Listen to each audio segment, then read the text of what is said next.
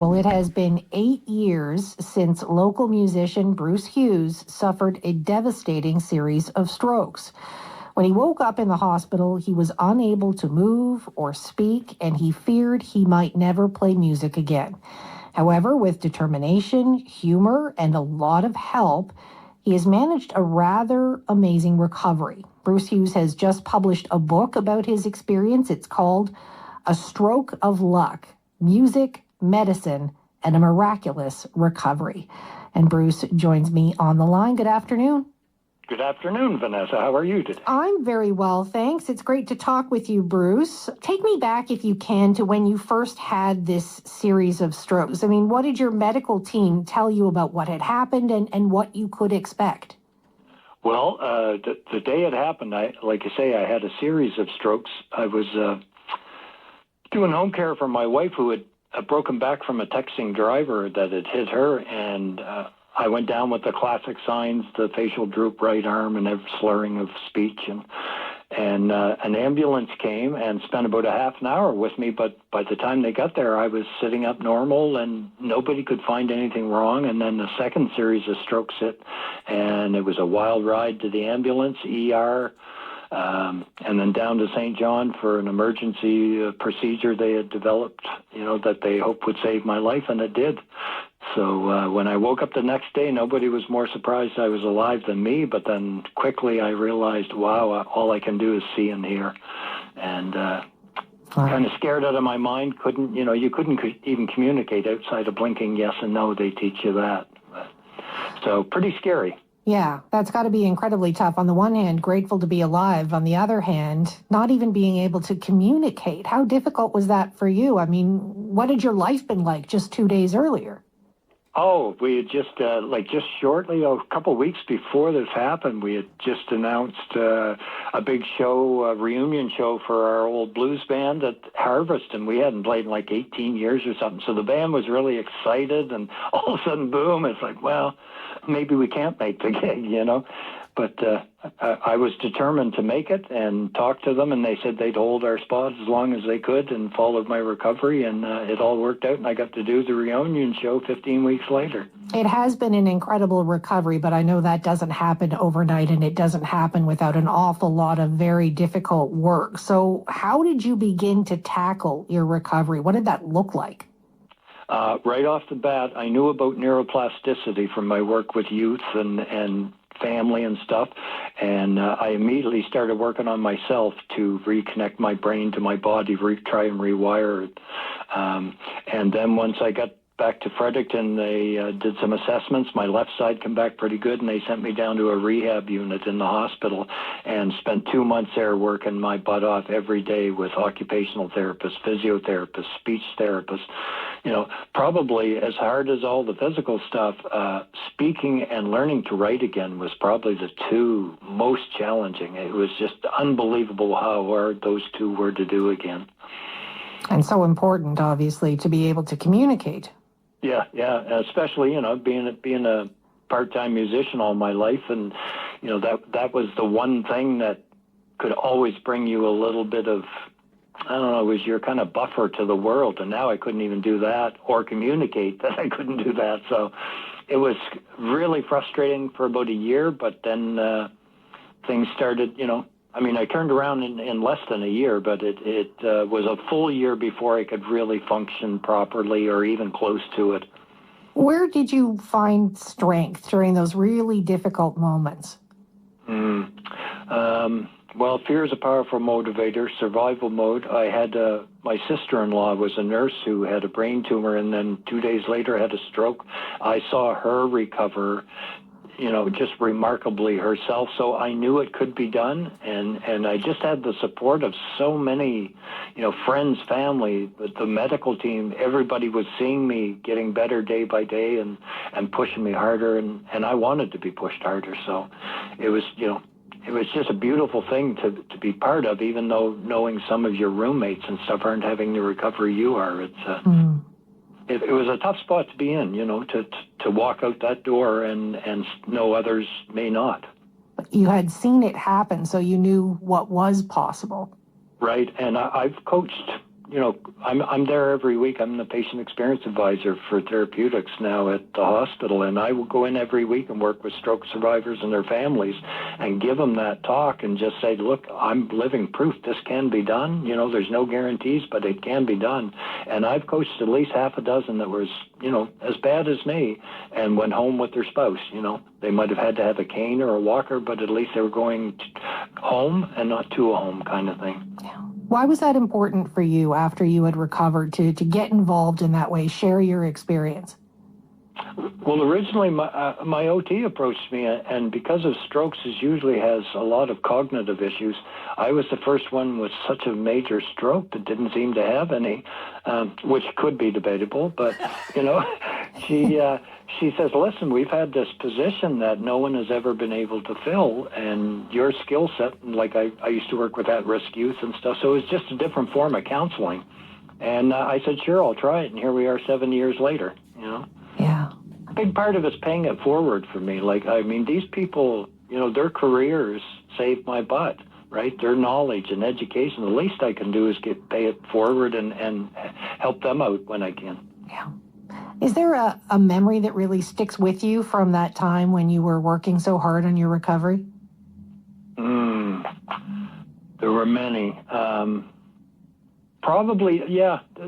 The one I'll recall the most was probably the day they got me out of bed, took the catheter out, got a walker, and stood me up. And it was just an amazing feeling to just have your hips, open and stand there. And they took me they wanted to see if I could move at all. And I could move one leg and drag the other. We only went a few feet.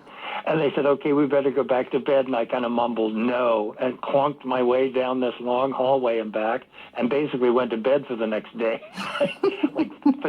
Fatigue never leaves you, It pretty much runs my life now. I just have to do things in short bursts and try and manage my energy to get through every day. I can't use too much too early or I'm done early. Yeah. So it's a lifetime battle. Most people see me and think, hey, he's doing great, and which I am. But it's still a struggle to live in a broken brain and body every day. Absolutely. You are obviously a person who is quick to laugh. And how important was that sense of humor, I suppose, as you worked through this and continue to this day?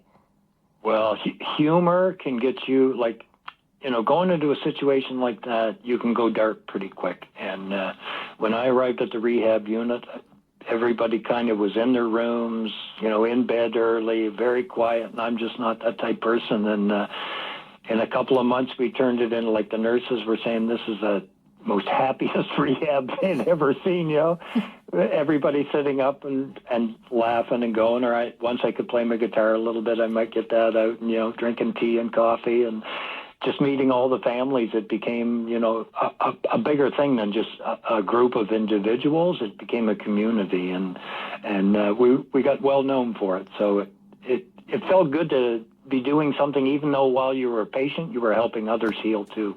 What was that like the first time that you picked up the guitar and were able to play? Oh, well, the first time I couldn't. My OT occupational therapist, Amanda, had put me down. They had a little woodworking class for your finer skills for your hands, and I had built furniture and stuff, and I kept going out and rubbing my name off the board. I'm like, my guitar is made of wood. I want that. So she said, okay, bring it in. And I couldn't even get my shoulder to swing my arm over it and I was depressed. Immediately, I thought, I'll never play again. I put it back in its case, and about a week later, she came in, and because it couldn't hang on to anything, like a shaker egg or anything, she made me a tiny little shaker that she could jam between my thumb and finger, and that started the rhythm sound in my head again.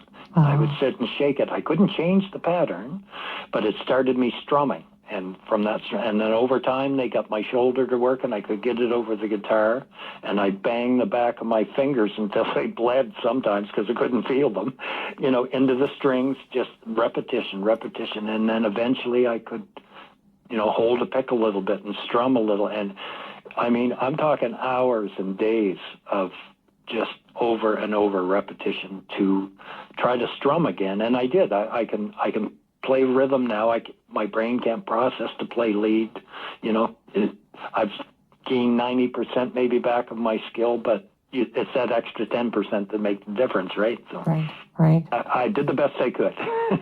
You did pretty well, pretty darn well, Bruce. Yeah. You have to be pretty honest when you're going to write a book about an experience like this. And there are some not easy moments. Why did you want to do it, to write it down, to share the experience? Well, for stroke survivors and their families first, just because immediately those that have read it have told me, like, they can relate so much to that. And I wish maybe somebody had told them that or talked to them about that at the time. But also to honor the healthcare workers that go through this stuff every day. Like, how they don't, I'm a pretty compassionate person, but I don't think I could do what they do. And some of them have been in this unit for like 25 years, so dedicated to stroke awareness and stroke recovery. And they're just amazing people that deserve to be, highlighted a bit. I mean, they've put their entire lives into their careers for others, and I don't think the public understands that, I don't want to get into the complaining department type stuff, but it's hard when I hear people complain about anything with nurses or therapists and stuff like that, just me personally, because I know them personally and I know how hard they work, and without them, where would we be? Yeah.